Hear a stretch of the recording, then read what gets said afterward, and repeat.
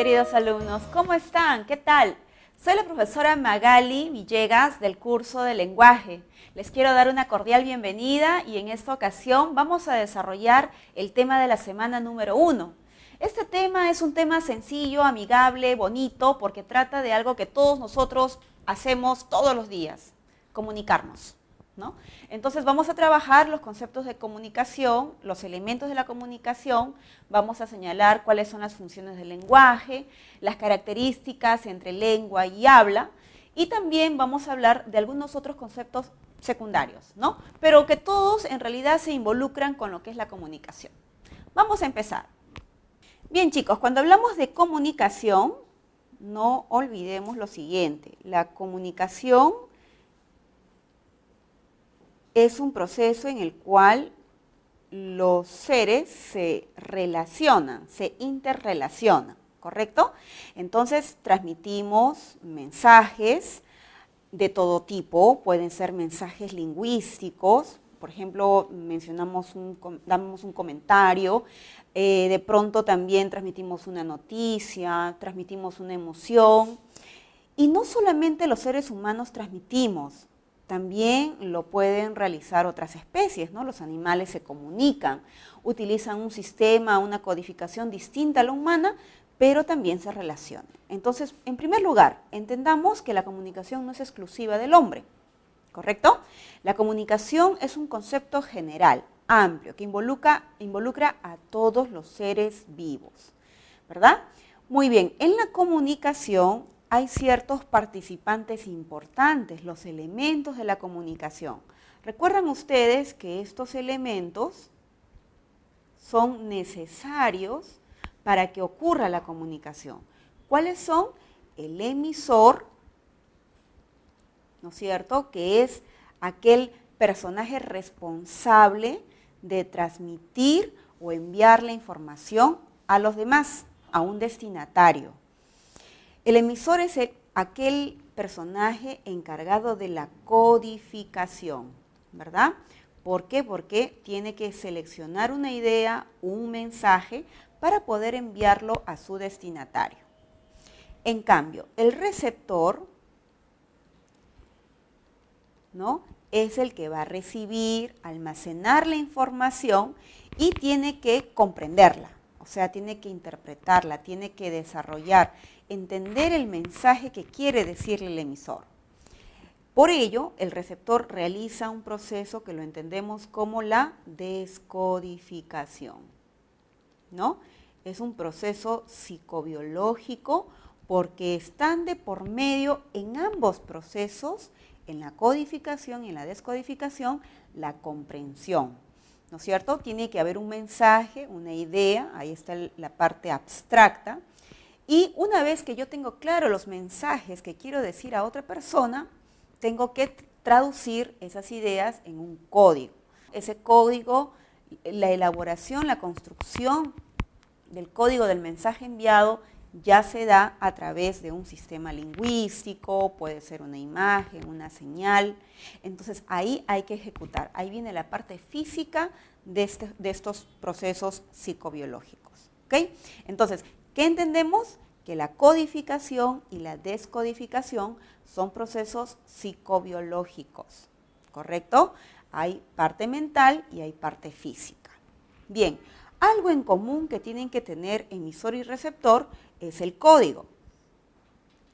El código es el signo, ¿verdad? Un signo que también puede ser lingüístico cuando se hace uso de una lengua natural, ¿verdad? Como el español, el inglés, el quechua, el francés, o también puede ser un signo no lingüístico, ¿no? En donde vamos a simplemente usar tal vez un sonido, una alarma, una imagen, ¿correcto? Una maqueta, algún objeto, alguna mueca, algún movimiento del ojo, un movimiento ocular, un color, para poder transmitir mensajes al receptor. Entonces, el código tiene esas condiciones, ¿no? Es el medio común que utilizan emisor y receptor para poder comprenderse o comunicarse. Muy bien, el código me permite enviar mensajes. ¿Qué son los mensajes? Los mensajes vienen a ser todas las ideas, es el conjunto de información, ¿no?, transmitida. Es decir, es toda la información proporcionada del emisor al receptor, es todo lo que le dice. Por lo tanto, el mensaje siempre es de un espectro amplio, ¿verdad? Porque son todas las ideas, todo el contenido que transmite el emisor al receptor. Pero si nos fijamos con detenimiento de qué se trata este mensaje, estamos hablando del referente, ¿no? El referente o tema. Entonces, es el asunto específico del cual tratan el emisor y el receptor, ¿no es cierto? Es el asunto. Por lo tanto, un referente siempre es mucho más específico. Por ejemplo, en esta sesión, en esta oportunidad, tú me estás escuchando, ¿correcto? Estás captando toda la información que te estoy brindando. Te estoy dando datos, conceptos, características, ejemplos. Pero, ¿de qué trata mi tema? ¿Cuál es el tema principal? ¿De qué te estoy hablando? ¿En torno a qué gira todo mi discurso? A la comunicación. Entonces, ese es el tema específico. Luego tenemos el canal. El canal o medio, ¿correcto? Los canales son los medios, justamente, de carácter físico, por el cual podemos enviar esos mensajes al receptor. Usamos un medio, por ejemplo, si yo quiero decirle algo a alguien, hablarle, mi soporte es el aire, ¿no? Por ejemplo, entonces el canal puede ser el aire, las ondas sonoras, cuando hablamos. Pero si escribo, si tomo un papel y escribo y le envío un mensaje a alguien, va a ser ese objeto, un cuaderno, un papel, una libreta, una hoja, un póster. O sea, los canales siempre son de naturaleza física, son concretos. Agarro un objeto, el teléfono, el celular, ¿no?, el televisor, físico, concreto y real. Muy bien, luego tenemos las circunstancias. Todo acto comunicativo se da en un contexto. La circunstancia viene a ser el lugar donde ocurre ese encuentro entre el emisor y el receptor, esa conexión que se da entre los dos. Por ejemplo, si estoy leyendo un libro de Vargas Llosa y lo estoy leyendo en este preciso momento, ahí, en ese lugar que yo escogí para leer y en esa hora que tomo el libro y realizo la lectura, esa es la circunstancia, el espacio y el tiempo donde ocurre ese encuentro comunicativo. Entonces, estos son los elementos básicos que siempre aparecen en todo acto comunicativo. Chicos, ahora en esta parte vamos a enfatizar las 6 funciones del lenguaje. ¿Cuáles son? La función representativa, expresiva, la función fática, la función conativa, ¿no?, la función metalingüística y la función poética. Vayamos al repaso. La función representativa es aquella en la cual puede ser representativa, también la conocemos con otro nombre, ¿no? Referencial también. Referencial. Bueno, es aquella en la cual el emisor, ¿no?, lo que busca es informar, es el objetivo del emisor. Informar, ¿no? Decir un hecho, explicar algo, ¿no? Dar a entender un mensaje de manera objetiva. El mensaje es objetivo, claro, directo, informativo. Por lo tanto, recordemos que el elemento de la comunicación que destaca en este caso es el tema, pues le interesa mucho al emisor el asunto que se está tratando, el tema. Por ejemplo, en una noticia, ¿no? Las noticias tienen el principal carácter informativo, ¿no? Decir, contar, explicar un hecho que ha ocurrido. O una clase. En una clase, un profesor explica, aborda un tema y su principal intención de un profesor es dar conocimientos, dar datos, proporcionar, facilitar la información al estudiante. Ahora, la función expresiva, ¿no? O también llamada emotiva, es aquella en la cual el emisor principalmente tiene el objetivo de señalar, manifestar sus emociones. Manifestar emociones. Por lo tanto, el lenguaje que va a usar este emisor es subjetivo. En muchas ocasiones nos vamos a dar cuenta por el grado de subjetividad, lo vulnerable que termina siendo el mensaje, ¿no? Una forma sencilla de darnos cuenta es porque las oraciones suelen aparecer en modo subjuntivo, ¿no? Los verbos en especial. Otro detalle también puede ser que las oraciones aparecen con los signos de exclamación y también te puedes dar cuenta que hay función expresiva por la presencia de adjetivos, ¿no? Adjetivos sobre todo de connotación subjetiva, valorativos, ¿no? Por ejemplo, la palabra este salón es hermoso, ¿no? Esta clase es interesante. Entonces, cuando yo digo esta clase es interesante, estoy dando una opinión subjetiva acerca de la clase. No estoy diciendo la clase es de matemáticas, ¿no? Cuando yo digo la clase es de matemáticas, la información es totalmente objetiva. Entonces, aquí el elemento más importante es justamente el emisor, ¿no? Quiere transmitir sus emociones, sus sentimientos. Otra función importante es la apelativa, también conocida con el nombre de conativa. Muy bien. ¿Cuál es la finalidad del emisor cuando él hace uso de la función apelativa? Cuando quiere persuadir, ¿no? Persuadir, quiere motivar, ¿no? O quiere afectar las decisiones, opiniones, puntos de vista, actitudes, reacciones del receptor. Eso. Su propósito más importante es generar algo en el receptor.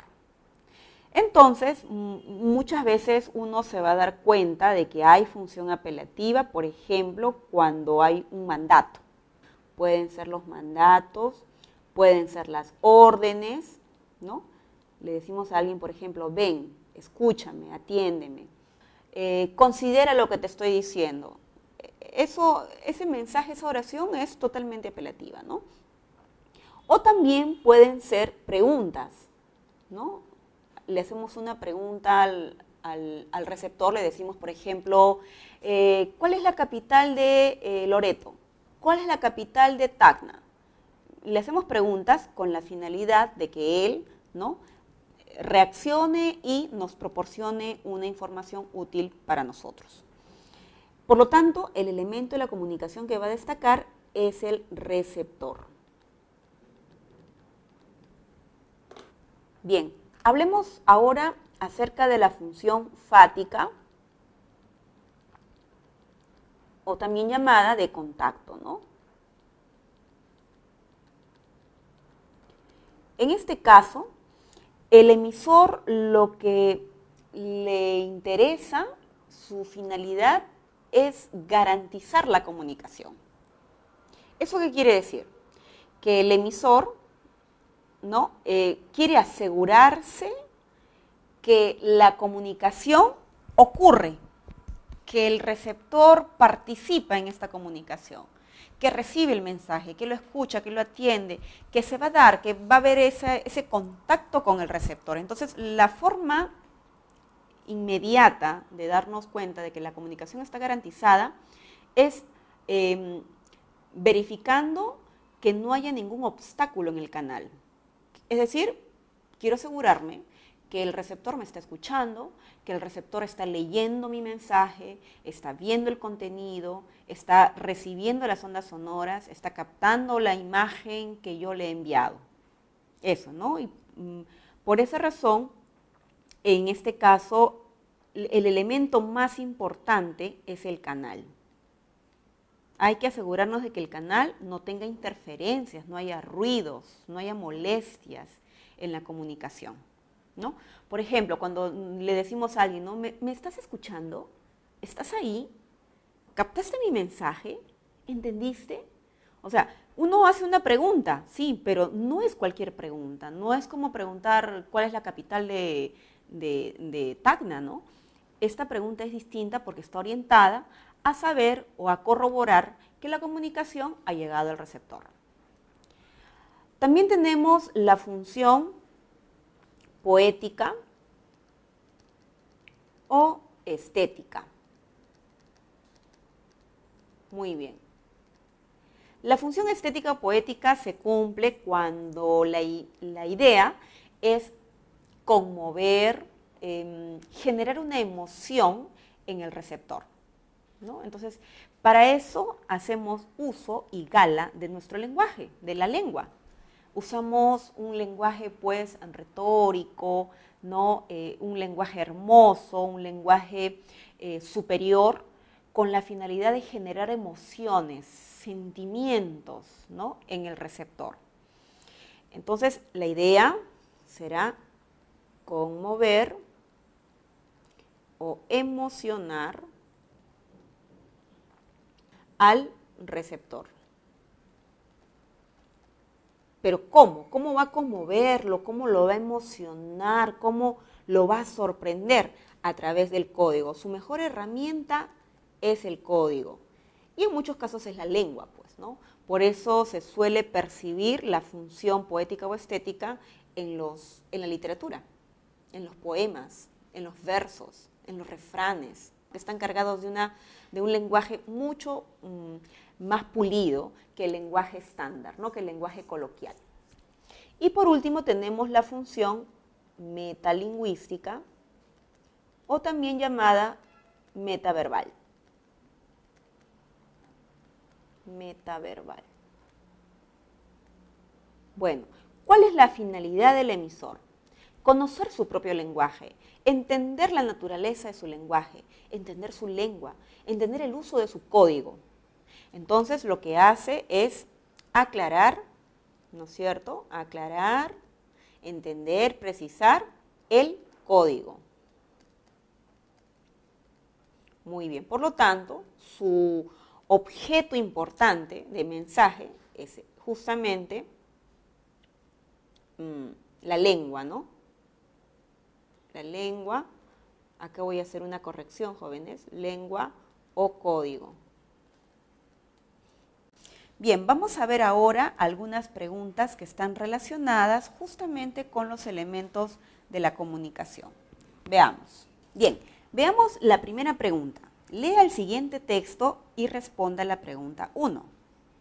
Según algunos paleontólogos contemporáneos, los primeros humanos habrían llegado a América del Norte procedentes de las estepas siberianas, Asia. Al parecer, después del final de la última máxima glaciación, hace unos 20.000 años. Dichos primeros grupos de Homo sapiens, cazadores y recolectores, habrían ingresado a través del estrecho de Bering. Muy bien, aquí tenemos también la fuente de donde ha sido tomada este libro, ¿no?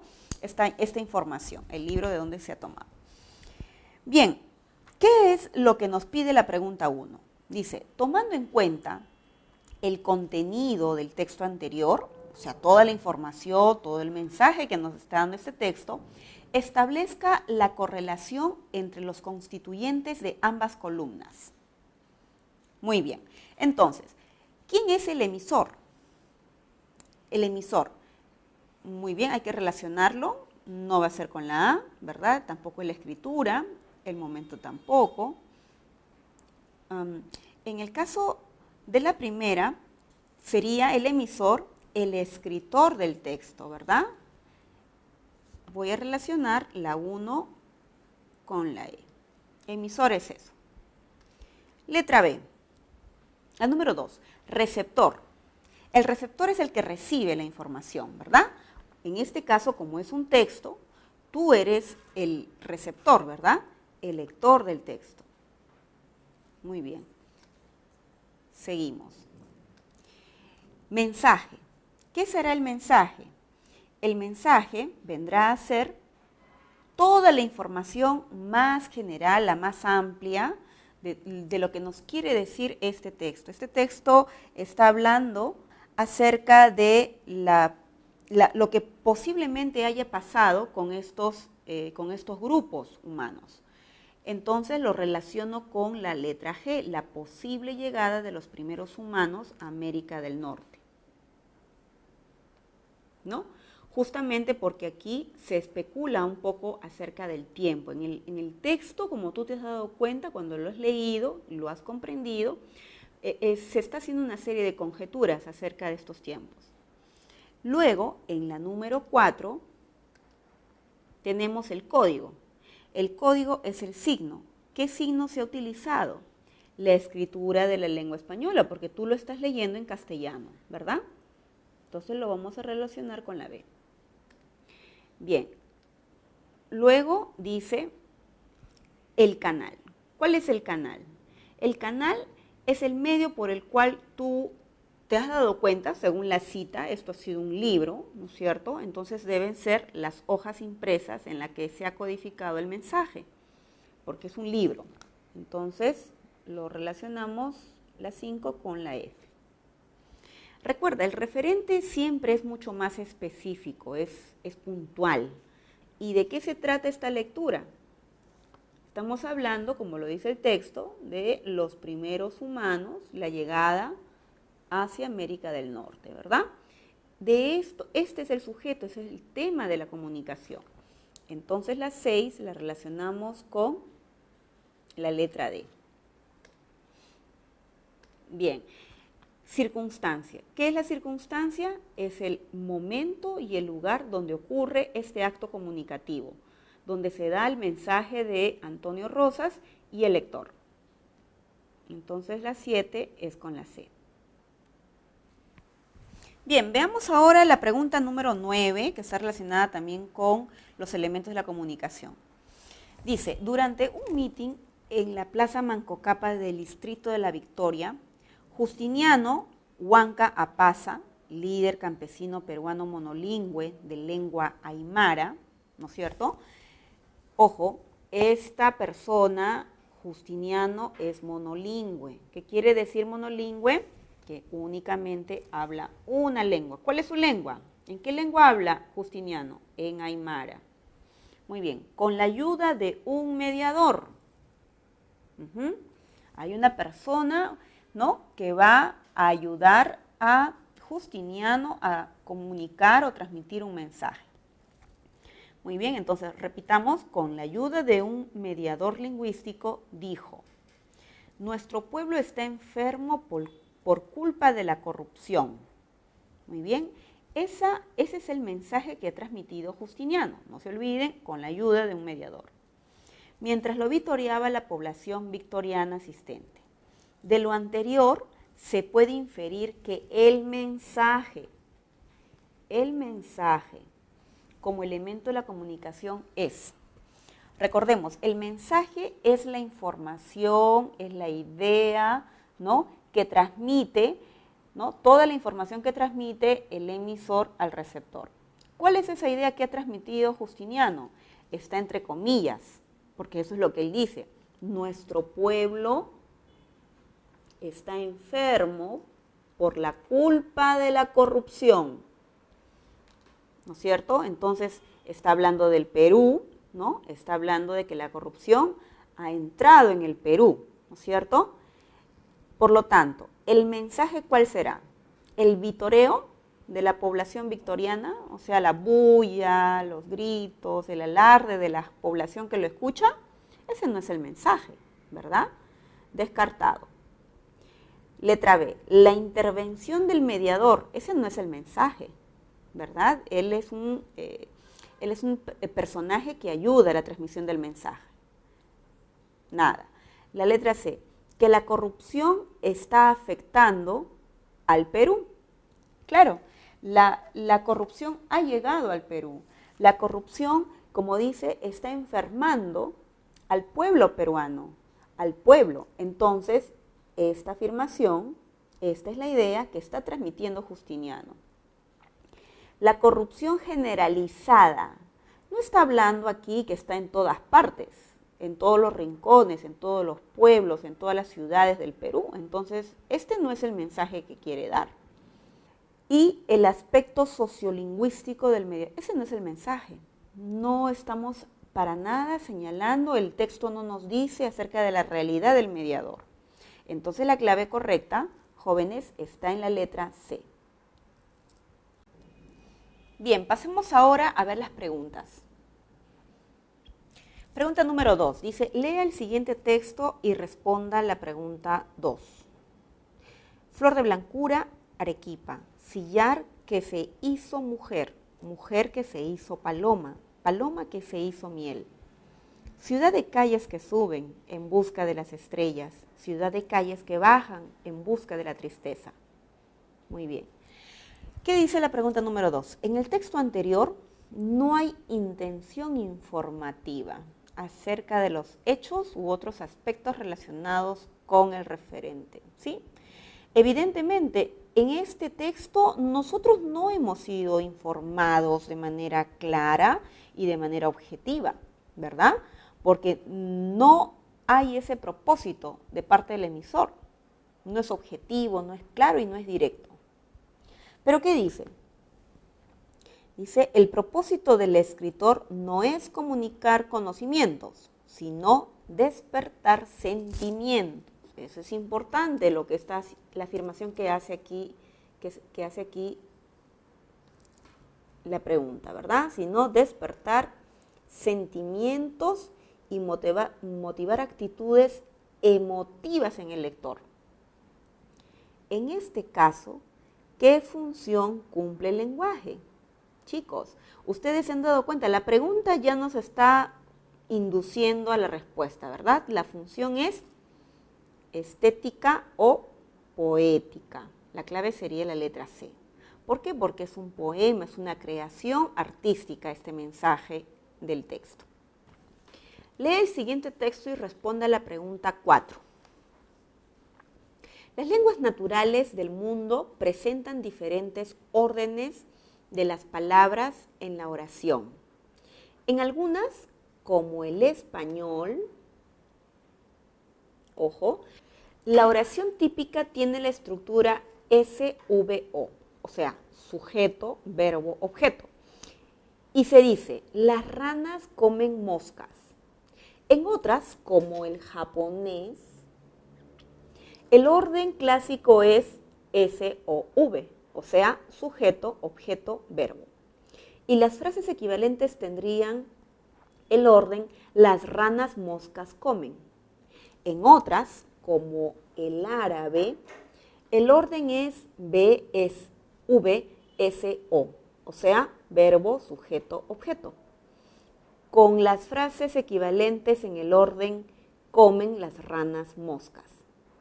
También existen lenguas que presentan órdenes, por ejemplo, como VOS, o sea, verbo, objeto, sujeto, verbo, sujeto, y objeto, sujeto, verbo, aunque con menos frecuencia que las anteriores. Asimismo, se comprobó que los 6 tipos de órdenes de palabras en la oración son lógicamente posibles. Muy bien, como nos hemos dado cuenta, jóvenes, en este texto se está mencionando la naturaleza sintáctica de 3 lenguas, ¿no?, que se explican, el español, el japonés y el árabe. Se está hablando de la estructura sintáctica que tienen estas 3 lenguas. Por eso hablan del orden de las palabras. ¿Qué dice la pregunta 4? En el texto anterior, el mensaje que el emisor transmite se refiere fundamentalmente a la estructura y la función de las lenguas naturales. Según esto, ¿cuál es la función predominante en el texto en referencia? Si aquí principalmente se ha hablado de la naturaleza sintáctica, ¿no?, de la estructura de la lengua, las funciones que cumplen las palabras dentro de una oración, estamos frente a la función metalingüística porque se ha aclarado, ¿no?, una condición propia de la lengua. Se ha explicado 3 lenguas. La clave sería la alternativa E. Pregunta número 6. Lea el siguiente texto y responda la pregunta 6.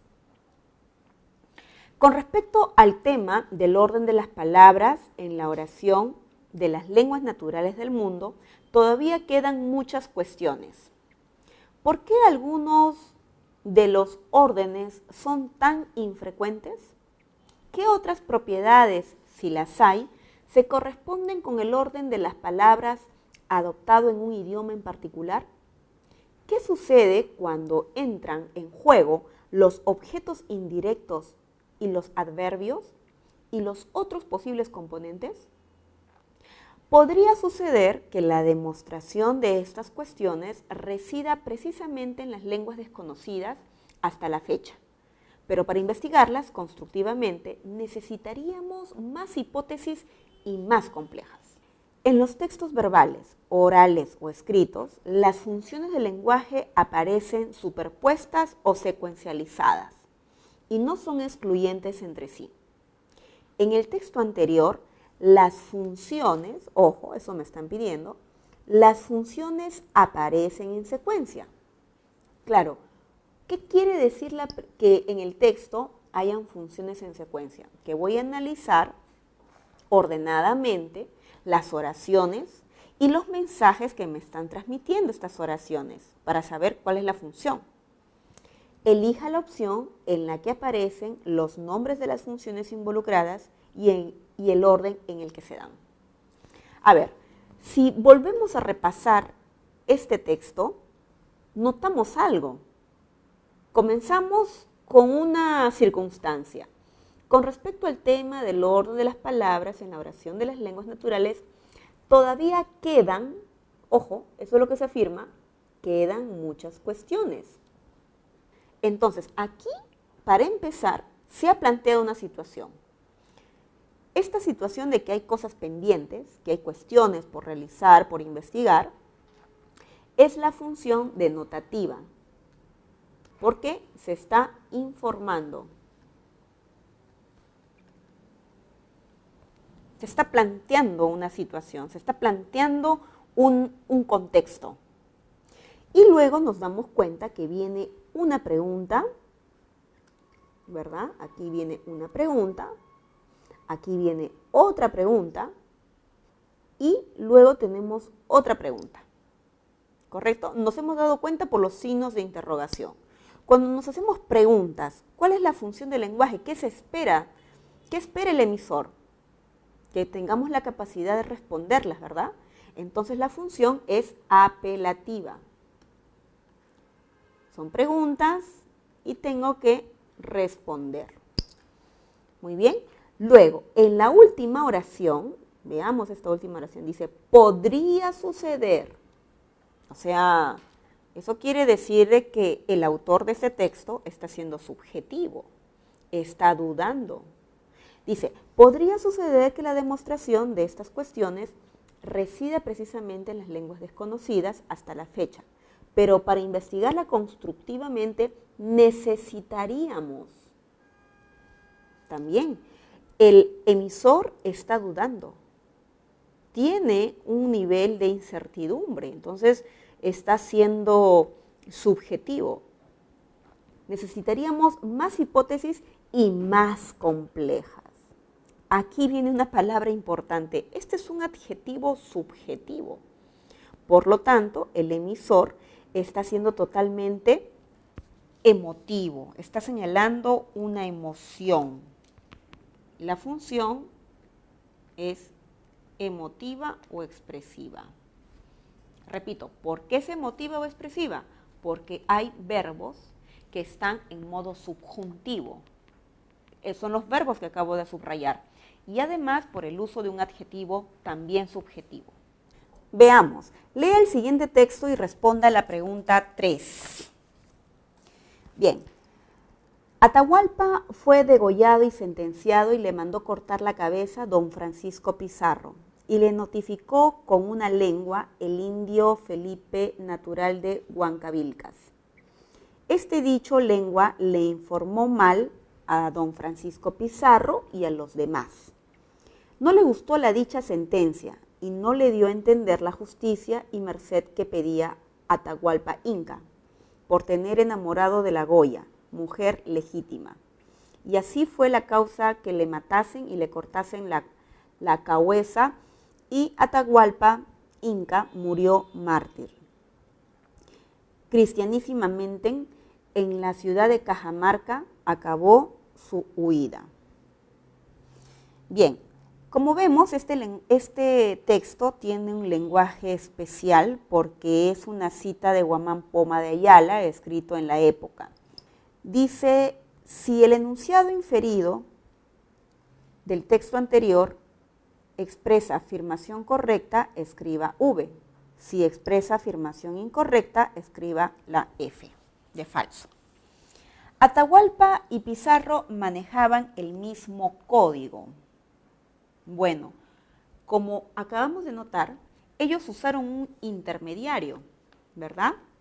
Hubo alguien que transmitió el mensaje para que dos personas de distinta lengua, ¿no? Se entiende que son de distinta lengua, hayan podido enviarse mensajes.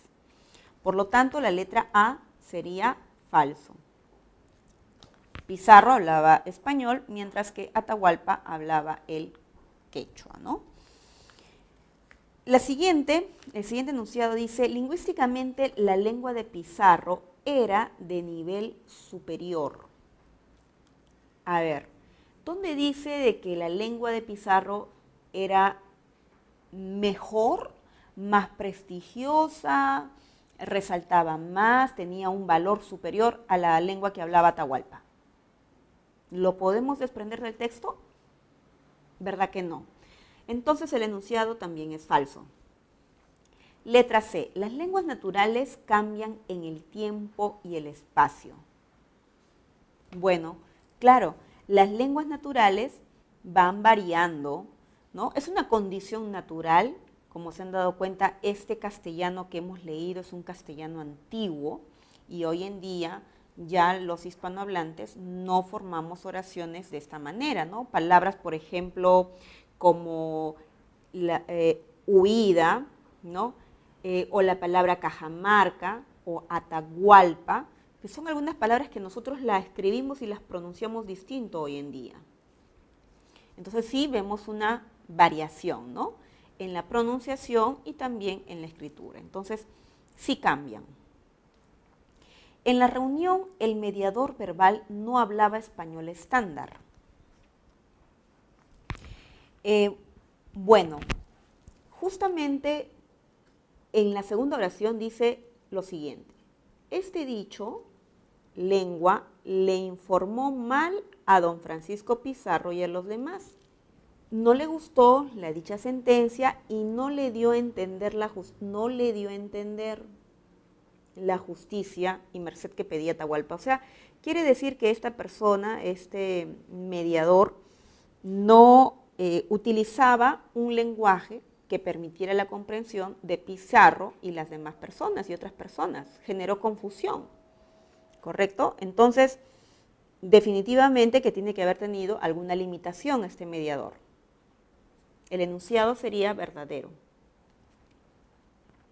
Porque el hecho de que use un español estándar quiere decir que lo va a entender la mayoría de personas, pero generaba confusión, generaba disturbio. Entonces, por esa razón sería verdadero, ¿no? El enunciado es verdadero. Letra E. La descodificación verbal fue excelente entre los comunicantes. Si fuera excelente, no hubiese habido malentendidos. Y nos hemos dado cuenta que entre Atahualpa y Francisco Pizarro hubo interferencias, ¿no es cierto? Hubo confusión entre ellos.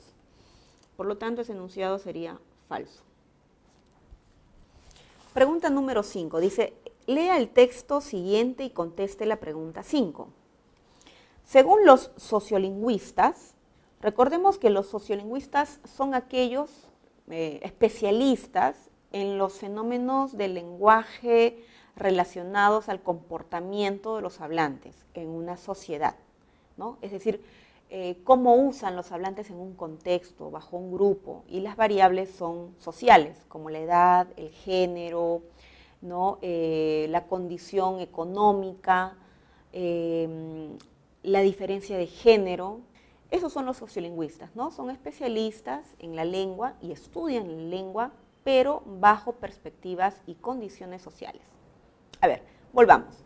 Según los sociolingüistas, en una situación polidialectal, fundamentalmente por razones extralingüísticas, políticas, sociales, culturales, etc., uno de los dialectos suele imponerse sobre los demás. ¿Ok? Esto es importante. En una realidad multidialectal, una suele imponerse sobre los demás. Para constituirse un dialecto estándar. Tras este proceso,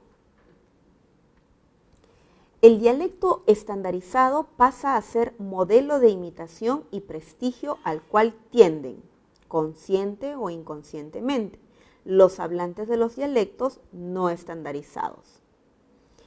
Por encima de la pluralidad dialectal, el dialecto estándar se constituye en un denominador común que garantiza la unidad comunicativa, en tanto que los dialectos no estandarizados pasan a un segundo plano y casi siempre son proclives a su estigmatización. Bien, ¿qué quiere decir esto en forma un poquito más sencilla, ¿no? Nosotros sabemos que las lenguas siempre presentan variaciones, ¿no es cierto? Variaciones geográficas, que nosotros llamamos dialecto regional, o puede tener también una lengua una variación social. Como lo dice el texto, esa variación social puede deberse a factores políticos, sociales, culturales, entre otras cosas. Pero dentro de esa variación, de esas diferentes formas dialectales, siempre hay un dialecto mayoritario, porque hay mucha gente que se acostumbra a hablar de una forma, tiene un estilo particular. Y a veces hay un modelo, ¿no?, mayoritario por el número de hablantes, porque de pronto por el uso goza de mayor reputación, prestigio, y las demás variaciones como que son más pequeñas, hay pocos hablantes dentro de una comunidad. Entonces, esta forma general, mayoritaria, es la que goza a veces de mayor prestigio y con el tiempo puede llegar a ser estándar, que es lo que justamente pasa con el castellano, ¿no? Hay un castellano estándar, ¿por qué? Porque es el estilo llano que permite la comunicación entre la mayoría de hablantes. Bien, en la pregunta 5 dice, en una situación polidialectal, según el texto anterior, el dialecto estándar. Eso es importante en la pregunta. A ver, letra A.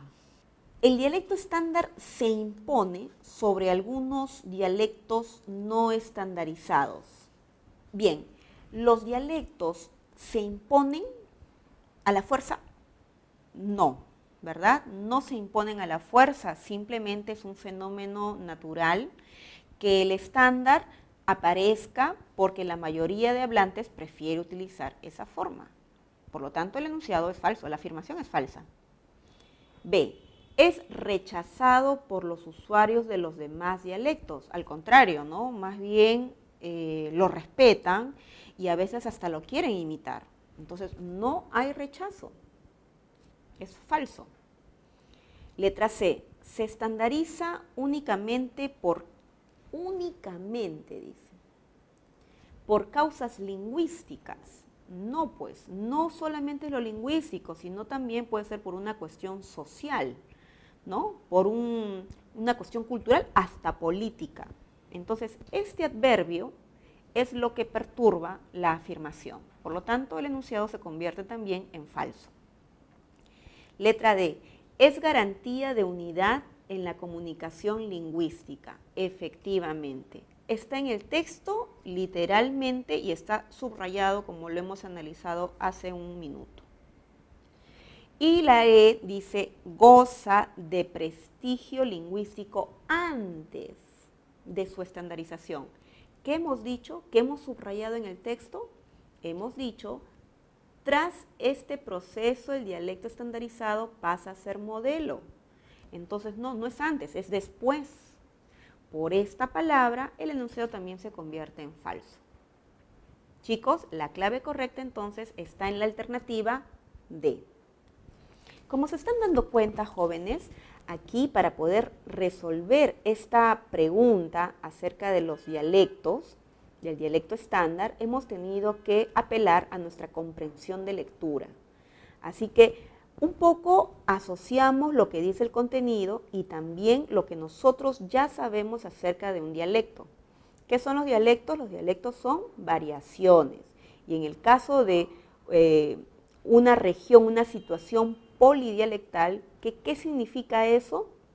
Que en un determinado lugar o región se hablan muchos dialectos, pero hay un dialecto más común, el que permite la mayor comunicación entre los hablantes. Ese es el estandarizado. Vamos a resolver la pregunta número 7, pero aquí tenemos un enunciado algo extenso, ¿verdad, jóvenes? No se asusten, por favor, el lenguaje es muy sencillo manejar una pregunta con esta extensión. Vayamos mejor directamente a la pregunta para saber qué hacer con el texto, ¿sí? Dice, la comunicación es un fenómeno social que se da entre sociedades humanas, ¿verdad? Esto es importante entender, entre sociedades humanas y no humanas. Claro, nosotros ya sabemos que la comunicación en general lo practica el hombre, como también los animales. Consiste en la transmisión consciente del mensaje mediante signos verbales y no verbales. Ya, esa es la comunicación humana, ¿verdad? ¿Qué podemos inferir del texto anterior? A ver, para poder hacer inferencias textuales, ¿qué tenemos que hacer, jóvenes? Tenemos que leer y comprender el texto, ¿no? Un buen subrayado también nos va a ayudar a ser asertivos al momento de escoger nuestra pregunta. Veamos. En Amaneciendo, el sábado 22 de diciembre, enviamos una barca a pescar con red. En este día llegó una gran canoa llena de gente, entre ellos el criado principal del señor de una isla. Mediante señas, este criado nos pidió, por encargo de su señor, que fuésemos a su tierra, donde nos darían cuantas cosas tuviese. Que nos entendiésemos pasó buena parte del día. O sea que les costó entenderse, ¿verdad, jóvenes? Sí, a ver, sigamos. Porque los indios tomados que llevamos como lenguas y el criado no se entendían bien. Los indios, ojo, los indios y el criado no se entendían bien. Había diferencia de vocablos. Había diferencia de vocablos entre las lenguas de ambos. Entendido por señal el convite, los indios y los cristianos quedamos con gran contentamiento. Este día llegaron hasta nuestros navíos más de 120 canoas, todas cargadas de gente y todas traían algo, especialmente su pan, pescado y agua en cantarillos de barro. Los cristianos no sabemos las lenguas de estos indios. No sabemos las lenguas de estos indios. Los indios tomados que llevamos como lenguas muchas veces nos dicen una cosa por otra. Al contrario, no nos fiamos mucho de ellos. Poco a poco andaremos entendiendo. Y faré enseñar esta lengua a personas en mi casa, porque veo que es toda la lengua una hasta aquí. Bien, entonces, ¿qué inferencias podemos captar de ese texto? Definitivamente que nos damos cuenta que en el texto se plantea una forma de comunicación con interferencia, ¿verdad? ¿Por qué? Porque no utilizan la misma lengua. Entonces se ha recurrido a un lenguaje de gestos, a un lenguaje no verbal, para que ellos se puedan comunicar. Letra A. La descodificación lingüística óptima entre los comunicantes. A ver, ¿ha sido óptima? ¿Ha sido rápida? ¿Ha sido fluida la comunicación entre los indios y los españoles? No, ¿verdad? Muy bien. Ausencia de lenguas natural. Ausencia. Sí había lengua. Lo que pasa es que no la entendían porque eran distintas las lenguas. Falso. Predominio de la comunicación humana no lingüística visual. Claro, comunicación no lingüística. O sea, no se usó una lengua, ¿verdad? ¿Qué se usó? ¿Qué dijo acá el enunciado? Mediante señas. Correcto. Presencia mínima de comunicación verbal visuográfica. ¿Qué quiere decir, jóvenes, comunicación verbal visuográfica? Escritura. Eso quiere decir, la escritura. ¿Ellos se comunicaban a través de un texto? No, no hubo para nada ni mínima, ni máxima, ni media. No hubo escritura entre ellos. Por eso es falso. Y la E dice uso de un código verbal escrito. Ya lo dije en el enunciado anterior, no hubo escritura. Por lo tanto, la clave correcta es la alternativa C. Pregunta número 8. Lea el siguiente texto y responda a la pregunta 8. El lenguaje es una característica de la especie humana. A pesar de las diferencias superficiales entre una y otra lengua y entre un individuo y otro, los seres humanos resultan básicamente idénticos a su capacidad para el lenguaje. Si prescindimos de los casos patológicos, o sea, alguien que haya nacido con alguna enfermedad, ¿no?, congénita, todos los niños nacen dotados de iguales herramientas mentales para aprender la tarea de adquirir su primera lengua. Y en consecuencia, todas las lenguas tienen en esencia las mismas propiedades y para todas las lenguas pueden ser igualmente útiles a la hora de aportar datos sobre la mente humana. Muy bien. Aquí este texto nos habla básicamente del lenguaje. Y hay un saber previo que ustedes deben recordar. El lenguaje es una facultad innata de todos los seres humanos, sin excepción. ¿Por qué? Porque el lenguaje es innato y es general para toda la especie humana. ¿Qué dice la pregunta? Dice, en el texto anterior, el referente es el lenguaje, ¿no es cierto? El lenguaje humano, claro, de eso se está hablando. Conocido también como facultad de lenguaje y facultad lingüística. Un constituyente del fenómeno lingüístico. En base al texto, marque la alternativa donde se expresa enunciado conceptualmente correcto sobre el lenguaje. Muy bien, el lenguaje es totalmente dependiente de la lengua, depende del castellano, depende del inglés. No, una persona con la facultad de lenguaje más bien está en condiciones de poder desarrollar una lengua, ¿no es cierto? Entonces es al revés, ese enunciado es falso. Si un niño nace en China, hablará chino por su facultad de lenguaje. Si nace en Perú, hablará castellano. Si nace en Estados Unidos, hablará el inglés. Entonces es su condición biológica la que le permite desarrollar una lengua. B. Permite la adquisición de una sola lengua. ¿Dónde dice eso? No lo dice el texto, ¿verdad? Además, en contextos bilingües, un niño puede adquirir 2 lenguas a temprana edad. Así que ese enunciado también es falso. En el humano se caracteriza por ser innato.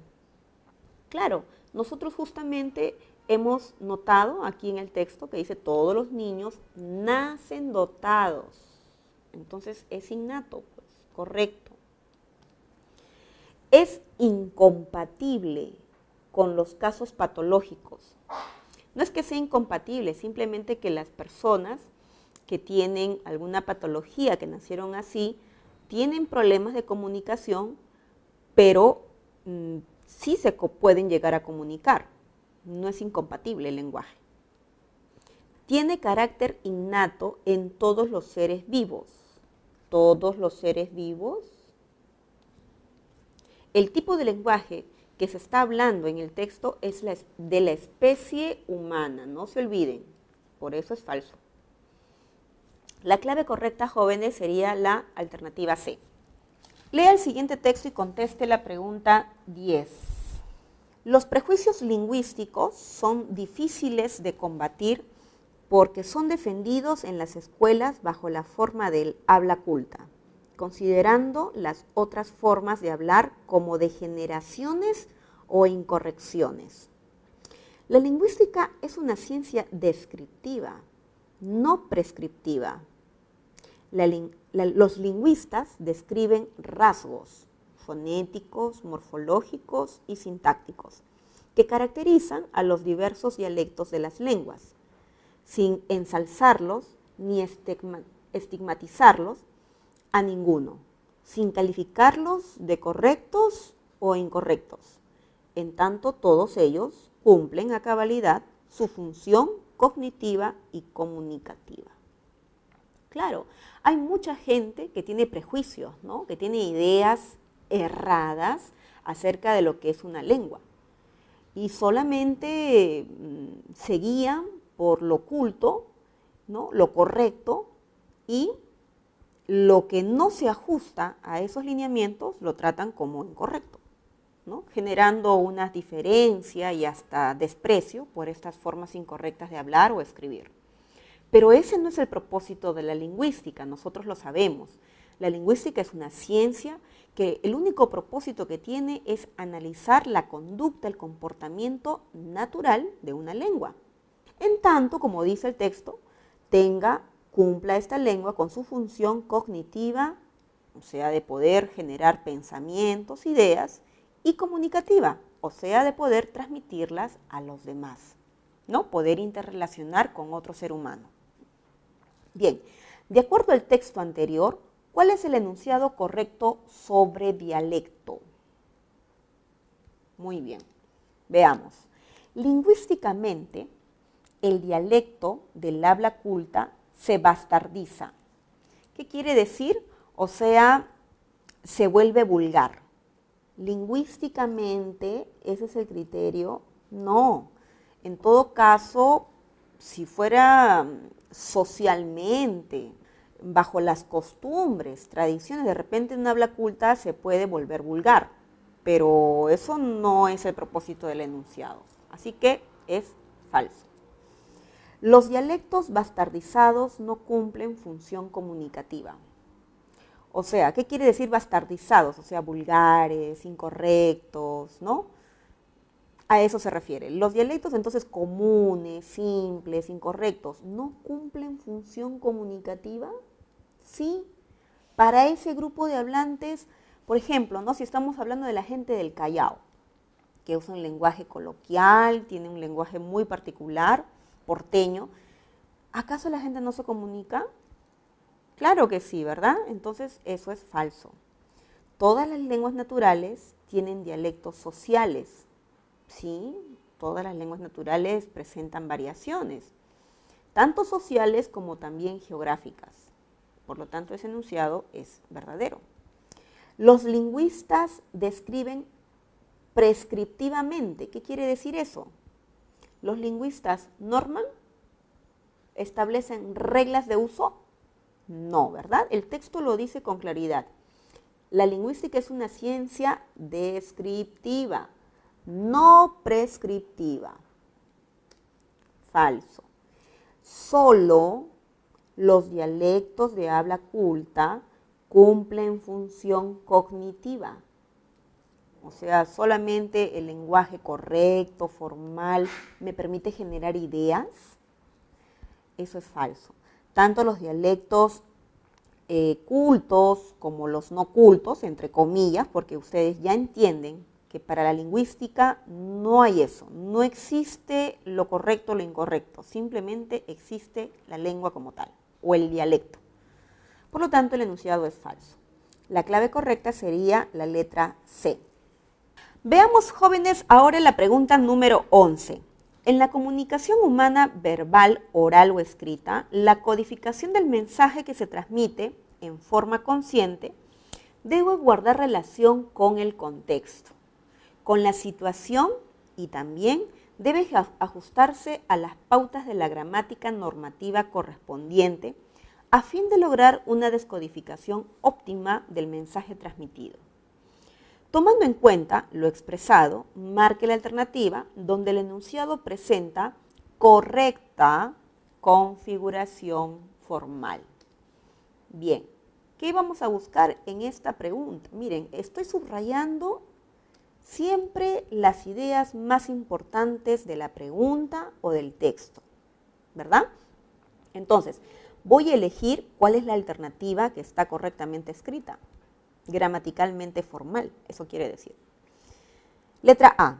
La belleza estética de Sor Claudia me encanta. Como se han dado cuenta, aquí existe una redundancia. La palabra estética. Está sobrando. Esa palabra deberíamos eliminarla. Letra B. Aquella señora tiene una hermosa peluca postiza. Igual. Postiza es un adjetivo que sobra en el enunciado. Toda peluca lo es, ¿no? Letra C. Yo volveré a releer El mundo es ancho y ajeno. ¿Volveré a releer o volveré a leer? Ya se está utilizando aquí el significado de la acción que se va a repetir, entonces también esta palabra está de más.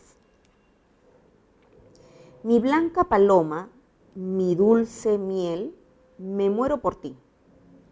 Muy bien, este enunciado está cumpliendo con su configuración formal. Es un lenguaje, como se han dado cuenta, un mensaje poético, estético, pero no hay ninguna palabra incorrecta. Solamente es un lenguaje metafórico, por eso el contexto comunicativo, el mensaje está bien estructurado y no hay redundancia cuando decimos mi dulce miel, por si acaso. Si el contexto de la frase mi dulce miel o dulce miel fuera otro, si fuera un mensaje objetivo, por ejemplo, ¿no? Fui a la tienda a comprar una dulce miel. Eso sí sería redundancia. Eso sería incorrecto. Pero en este contexto comunicativo, en este mensaje poético, la frase es adecuada, es pertinente. Y la E dice, el protagonista principal de esta novela es Julio. Si estamos diciendo protagonista, el adjetivo principal sobra. Es una redundancia esto, ¿no? Por lo tanto, es inadecuado. La clave correcta, chicos, está en la letra D. Pregunta número 12. El significado y sentido de las palabras, de las frases y de las oraciones depende del contexto y de la situación en las que aparecen. El primero es un entorno lingüístico, estructura, sintáctico, semántica. La segunda, un entorno extralingüístico, factores tiempo, lugar, social, cultural, etc. Este fenómeno se denomina tradicionalmente precisión léxica, ¿no? Semántica, que tiene que ver con el significado.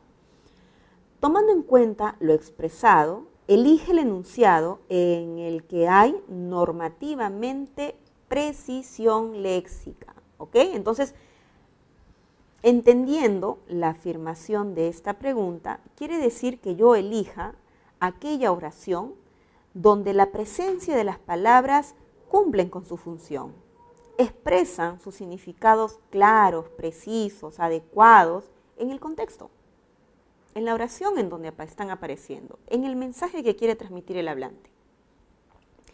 En la letra A dice Julián En breves minutos estaré en Jauja. Esta palabra breve, que significa de corta extensión o duración, es inadecuada por la palabra minutos, porque minuto es un tiempo, ¿no es cierto? Entonces, yo puedo decir una breve exposición, una breve reseña, un breve discurso, pero no es adecuado con la palabra minutos. En todo caso, la expresión debió ser en pocos minutos.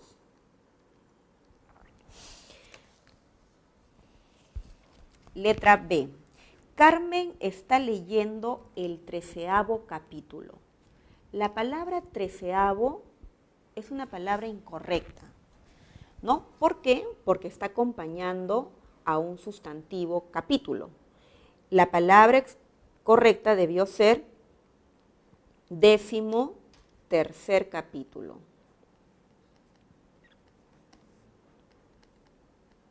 ¿Por qué? Porque necesitamos emplear en la oración un ordinal.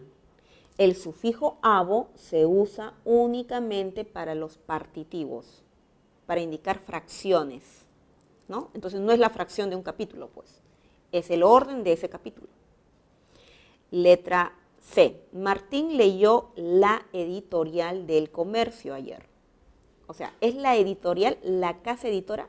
No, es la sección, ¿no? Es el contenido del Comercio. Entonces la palabra debió ser el editorial. En la letra D, el homicida fue absuelto por falta de pruebas. El homicida fue absuelto, correctamente escrita y formada la oración.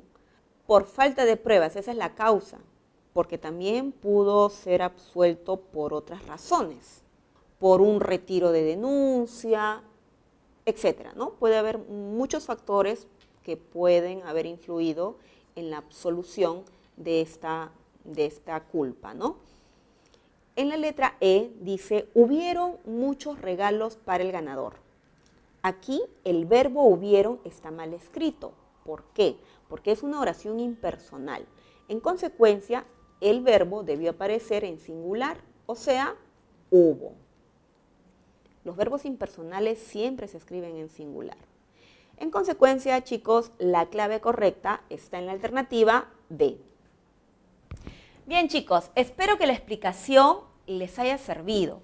Y si ustedes desean que yo les aclare alguna duda, tienen alguna consulta o algo no se precisó lo suficiente, por favor no duden en escribir y consultar. Estoy para servirlos y nos vemos la próxima sesión. Hasta pronto.